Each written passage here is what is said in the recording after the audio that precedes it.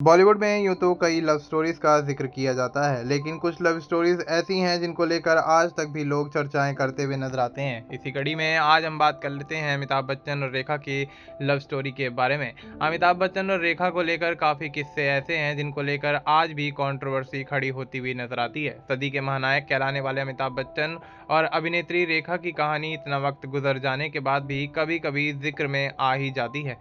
एक ज़माने में दोनों ही सितारों की जोड़ी पर्दे पर सुपरहिट मानी जाती थी, लेकिन आपको बता दें कि इनको लेकर कई कंट्रोवर्सी भी जुड़ती हुई नजर आई थी। लोग इनकी फिल्मों के ही नहीं बल्कि इनकी जोड़ी के भी दीवाने हुआ करते थे। उनकी खबरों को काफ़ी ज़्यादा तवज्जो दी जाती थी।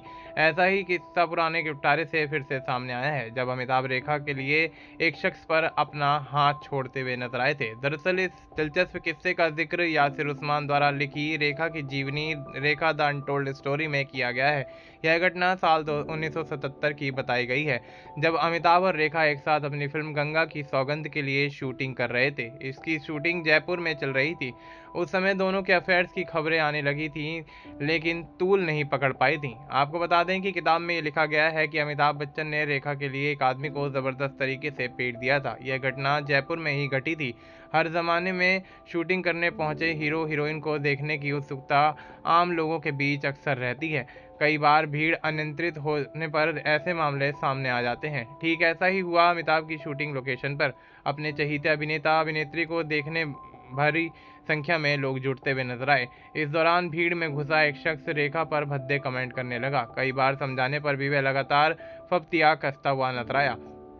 फिल्म यूनिट ने उसे कई बार चेतावनी दी, लेकिन वो अपनी आदतों से बाज नहीं आया। इसके बाद एंग्री यंग मैन यानी अमिताभ बच्चन का पारा हाई हो गया। उन्होंने आओ देखा न ताओ उस आदमी की पिटाई शूटिंग के सेट पर ही कर दी।